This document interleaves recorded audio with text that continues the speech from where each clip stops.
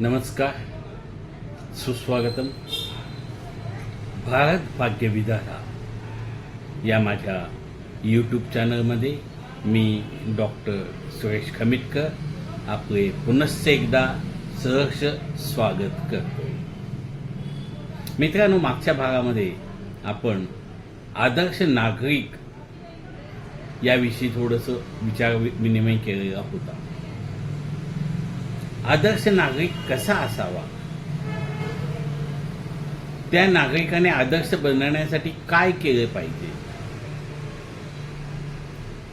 यासाठी इसवी सन 1962 मध्ये आंध्र प्रदेशातील विशाखापट्टणम येथील डिस्ट्रिक्ट ट्रेझरी ऑफिसर या पदावर कार्यरत असलेल्या पीडीमारी वेंकट सुब्बाराव यांनी आपली राष्ट्रीय प्रतिज्ञा तयार केली. ही प्रतिज्ञा माहिती नाही अशी व्यक्ती दुर्मिळच आहे. शाळेत पाय ठेवल्यापासून आपण ही प्रतिज्ञा रोज न चुकता म्हणत होतो आणि आज देखील आपल्या ओठावर ही प्रतिज्ञा सहज येऊ शकते. ही प्रतिज्ञा भारतीय नागरिक आदर्श होण्यासाठी अतिशय उपयुक्त आहे. इतक्या साध्या, सोप्या आणि सुटसुटीत भाषेमध्ये पी.व्ही. सुब्बाराव यांनी ही प्रतिज्ञा केली. या प्रतिज्ञेचा अर्थ आपण प्रत्येक व्यक्तीने समजावून घेणे गरजेचे आहे.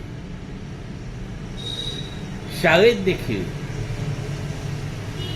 लहानपणापासूनच ही जर प्रतिज्ञा प्रत्येक बालमनावर बिंबवली तर प्रत्येक नागरिकाच्या मनामध्ये नक्कीच भारताविषयी राष्ट्रप्रेम जागृत होईल आणि या प्रेमामुळेच हा देश प्रगतीपथावर जाण्यासाठी नक्की सज्ज होईल.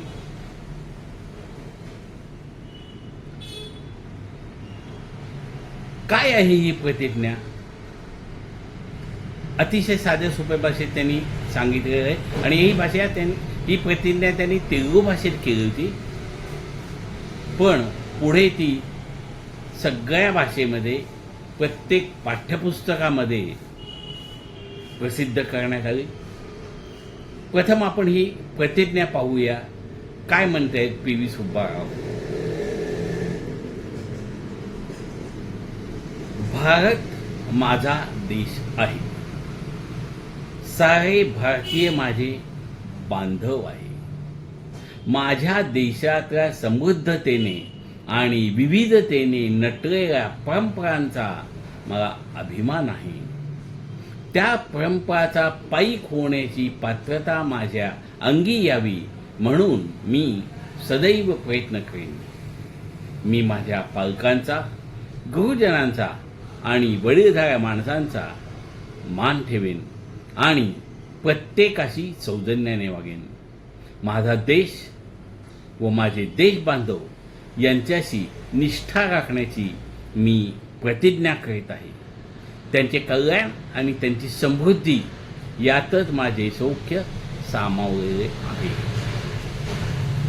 मित्रांनो, अतिशय सोप्या सुटसुटीत भाषेमध्ये आपल्या देशासाठी प्रतिज्ञा तयार केली असून देखील अजूनही आपण त्या प्रतिज्ञेचा अर्थ समजून घेण्याचा प्रयत्न केलेला नाही. 26 जानेवारी 1965 पासून ही प्रतिज्ञा पाठ्यपुस्तकामध्ये छापली जाते. प्रत्येक पाठ्यपुस्तकाचा पहिलं पान हे या प्रतिज्ञेचं असतं. शाळेत प्रवेश केल्यानंतर प्रतिज्ञा म्हटल्यानंतर आपण आपल्या वर्गामध्ये जात असतो, परंतु ही प्रतिज्ञा कधी समजावून सांगण्याचा कुठल्याही शिक्षकांनी प्रयत्न केलेला नाही किंवा एखाद्या विद्यार्थ्यांनी देखील ती समजून घेण्याचा प्रयत्न आजपर्यंत केलेला दिसत नाही. कारण या प्रतिज्ञेचे प्रत्येक शब्द हा लाख मोलाचा आहे. भारतीय नागरिक या देशासाठी आदर्श नागरिक कसे बनू शकतात हे अतिशय उत्तम रीतीने यामध्ये सांगितलेलं आहे. तथापि या प्रतिज्ञेबद्दल कुठल्याही परीक्षेमध्ये प्रश्न विचारले जात नाहीत. त्यामुळे फक्त परीक्षार्थी असलेले आपले विद्यार्थी प्रतिज्ञेचा अर्थ समजावून घेण्याचा देखील कधी प्रयत्न करीत नाहीत. त्यामुळेच विद्यार्थ्यांच्या मनामध्ये देशाभिमान, देशभक्ती निर्माण होत नाही. ही प्रतिज्ञा प्रत्येक भारतीय नागरिकाचं, समाज आणि राष्ट्र यांचा आत्मा आहे. आपल्या जीवनातील सर्व मूल्ये या प्रतिज्ञेमध्ये आहेत. प्रतिज्ञेप्रमाणे जगणे हेच खरे शिक्षण आहे. त्यामुळे प्रतिज्ञेचा अर्थ समजून घेऊन आपण ती अंमलात आणणं अतिशय आवश्यक आहे. प्रत्येक बालमनामध्ये जर आपण ही प्रतिज्ञा बिंबवली तर प्रत्येक बालमनामध्ये देशभक्ती, देशाभिमान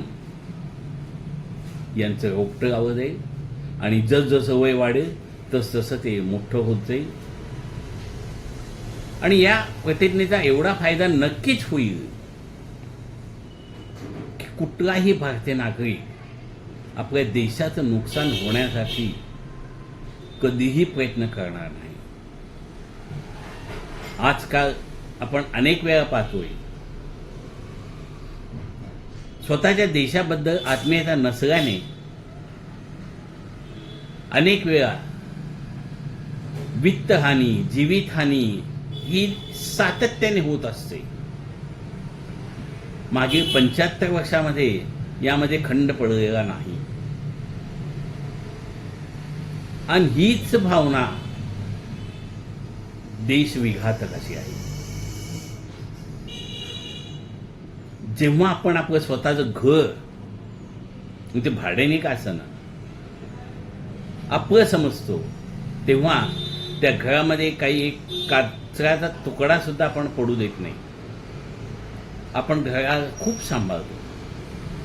मग असंच आपण ज्या देशामध्ये, ज्या मातीत आपण जन्म घेतला आणि ज्या मातीतच आपण मृत्यूनंतर देखील जाणार आहोत, मग तो आपला देश समजून आपण त्यासाठी काही करणं आवश्यक नाही का? प्रत्येक भारतीय नागरिकाचं हे कर्तव्य नाही का? अनेक लोकप्रतिनिधी देखील हे कर्तव्य विसरताना दिसतात.